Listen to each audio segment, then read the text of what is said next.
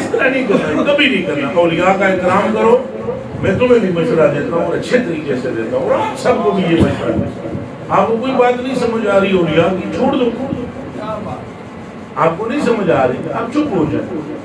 مثلا دیکھیں آپ حضرت ابراہیم پاک، یہ میں اس بھائی کو بھی کہتا ہوں، اور بڑے ٹھنڈے دماغ میں، ابھی ماہ رمضان ہے، جمعے کا دن ہے، اور ابھی میں اس کو بھی بہت ٹھنڈے دماغ سے کہتا ہوں یار تو غور کر، کوئی شرم کر اور غور کر. ضروری نہیں ہے کہ کوئی بات ولیوں کی ہر بات سمجھ آئے، ضروری نہیں ہے. اور اگر تو اس کے لیے دلیل مانگتا ہے کیڑی حدیث کی کتاب ہے تو حدیث والے پاسے بھی نہ جا، قرآن کا تو زیادہ دل زیادہ ہے.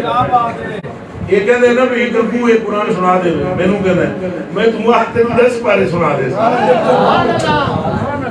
یہ ضروری نہیں کہ میں ربان اللہ کا ذکر پڑھتا ہوں ہر تقریر میں تو تم نے سمجھ لیا مجھے قرآن ہی نہیں آتا.